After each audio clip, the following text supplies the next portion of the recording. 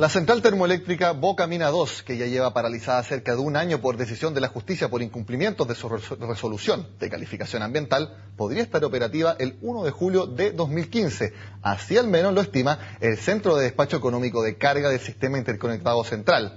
Esa es una de las proyecciones principales para este año del organismo que coordina la operación segura y eficiente de este sistema eléctrico. Queremos analizar este tema y otros y por eso nos acompaña Andrés Salgado, director técnico ejecutivo del SEDEC-SIC. Andrés, gracias por su tiempo en Agenda Económica. Nicolás, muchas gracias por la invitación. A ver, en su informe de programación anual para este año, ese punto fue el que más llamó la atención, el que ustedes estimaran y con fecha concreta que el 1 de julio de este año podría estar operativa Bocamina 2. ¿Cómo llegan a esa conclusión?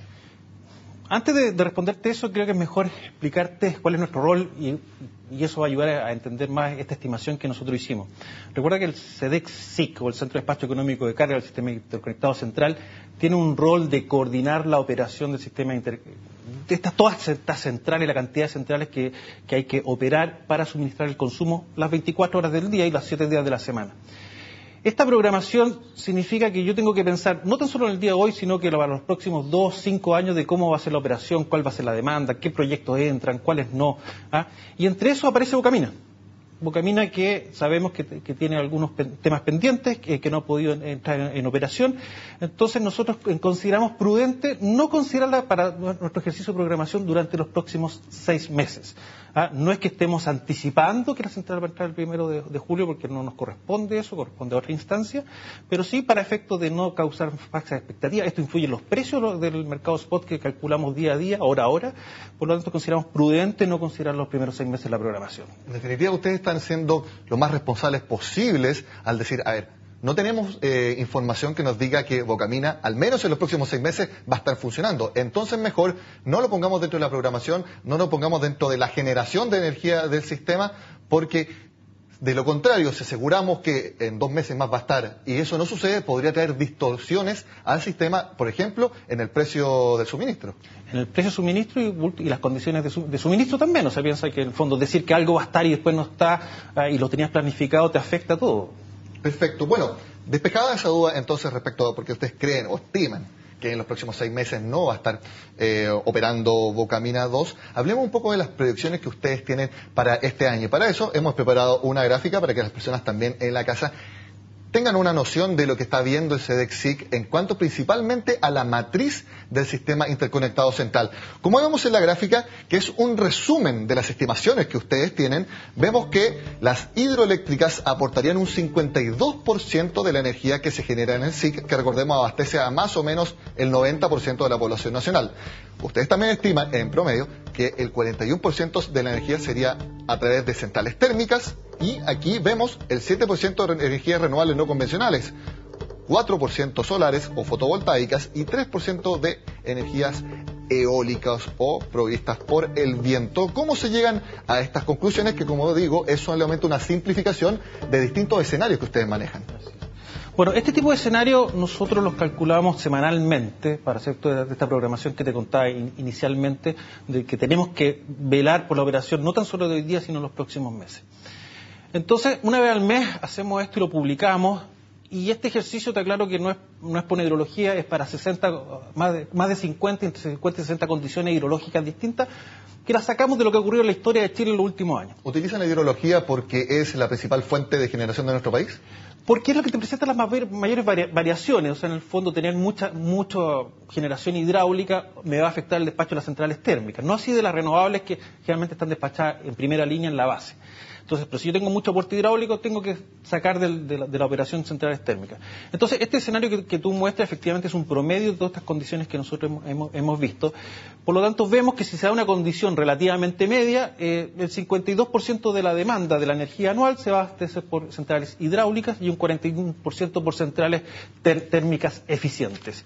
Y tenemos un 3-4% de energías solares y eólicas incluso tal vez nos quedamos cortos. O sea, acabamos de cerrar el año 2014 con un crecimiento tremendo de la energía renovable durante el 2014, el 60% de la demanda, nueva demanda que entró, digamos, en energía renovable, y llegamos al 11% de generación, digamos. Ya el 2014 superamos esta cifra. Algo que puede aclarar un poco el funcionamiento también del Centro de Despacho Económico de Carga es por qué, si por ejemplo llueve más durante un año, aumenta la preponderancia de las centrales hidroeléctricas, no solamente porque haya más agua, sino que también porque es la fuente más barata de todas las que pueden generar energía. Eso también es uno de los puntos que ustedes hacen en el Centro de Despacho Económico de Carga. Eligen primero las energías más baratas y después, en orden progresivo, dejan al último la energía más cara del sistema, precisamente para que los precios sean lo menos costosos posible. Muy buena explicación, Nicolás, digamos.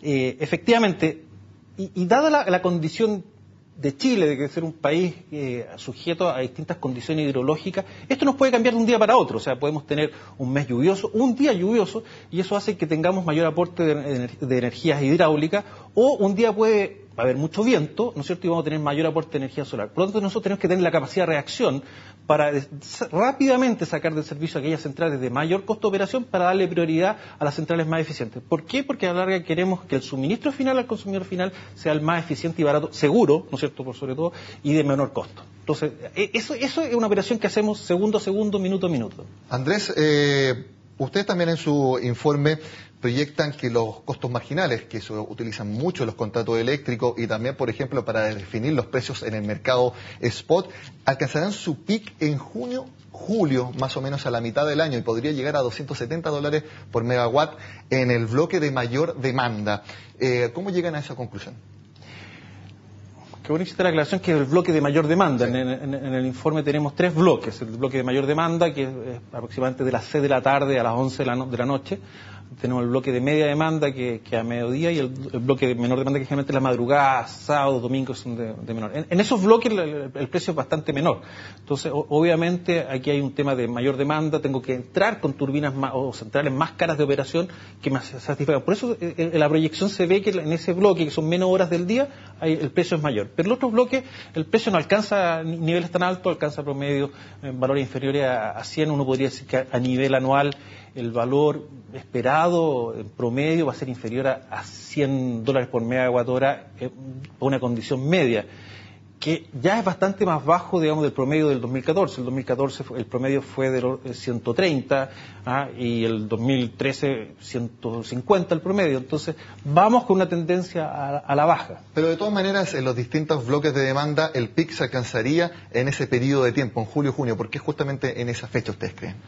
Junio-julio básicamente influye el mantenimientos que ocurran, puede ser la disponibilidad de gas. Acuérdate que también hay gas natural que se está usando y puede ser que en esos meses hay menos disponibilidad. La condición hidrológica que tratamos de mostrar en esa condición, hay veces que los meses de junio y julio, cuando no llueve, son meses extremos, digamos, son realmente meses extremos. Por lo tanto, en general, en las épocas en que no hemos tenido inviernos relativamente mezquinos, por así decirlo, junio y julio son meses de alto costo marginal. Eso es lo normal que se dé. Puede que a la larga tengamos un año muy lluvioso, ¿no es cierto?, y que esas proyecciones no se den y que tengamos las curvas mucho más abajo y junio y julio sea abundante. Pero si se da el escenario que proyectamos para ese caso, ese podría ser el escenario más probable de costos marginales que esperemos. Por eso mismo también ustedes en la programación señalan que en 2015 el abastecimiento está seguro. Eso significa que por lo menos este año no habrá problemas tanto de abastecimiento de energía, pero también de transmisión de la energía. ¿Cómo considera que están los proyectos, el estado de las obras de mayor transmisión, que muchos empresarios y muchos sectores han dicho que es el gran problema energético de Chile, no solamente de la generación de energía, sino que también de la transmisión de la misma? Así es. Bueno, mucho se ha hablado del retraso de bastantes proyectos de generación y ahora salió a la agenda de los retrasos del proyecto de transmisión. Efectivamente, respondiendo a tu primera pregunta, en las proyecciones que vemos para el 2015, nosotros hacemos escenarios extremos de bastante sequía y además suponemos fallas prolongadas de centrales importantes. Entonces, en ese escenario, que hemos supuesto mucha sequía y la falla prolongada de alguna central grande del sistema, no vemos problemas de abastecimiento. Entonces, eso nos deja tranquilo para esos escenarios extremos. Ahora, en cuanto a los atrasos del sistema de transmisión, hoy día existe una cartera de proyectos que se han ido materializando y adjudicado, digamos, de acuerdo a la normativa vigente. Todos estos proyectos de transmisión siguen un proceso de adjudicación y los principales proyectos están en construcción. O sea, todos estos cuellos de botella que ha habido el sistema y que todavía estamos viviendo de alguna manera. Ya durante el año 2015 empiezan a entrar estos proyectos de transmisión que nos van a aliviar mucho, particularmente el traer energía de bajo costo desde el sur de Chile. Hay un proyecto importante que viene desde el sur y hay un proyecto de más largo aliento que es para el año 2018-2017, que es un proyecto de la línea Polpaico-Cardones, ¿no es cierto?, que también se aprobó y se licitó y se adjudicó el año pasado, y eso nos va a permitir, cuando una vez que se materialice, te das cuenta que estamos hablando de 2018, entonces nos va a permitir traer toda esta energía, todos estos proyectos eólicos, fotovoltaicos que han aparecido en el sistema y que siguen apareciendo de energías renovables, nos van a poder permitir contar, esa línea de transmisión nos va a permitir contar con esa energía de bajo costo, eficiente en la zona central de Chile. Eso quería preguntarle precisamente porque en la gráfica veíamos que usted estima que un 7% entre eólico y fotovoltaico será parte de la matriz del SIC. Ese número era muy bajo hace solamente 2 o 3 años atrás, me atrevería a decir que un tercio tenía de esa participación actual. Esto confirma no solamente que hay más proyectos de energía renovable en lo convencional, sino que también que son proyectos que están bajando sus costos de generación cada vez más, que era una de las dudas que había hace un par de años.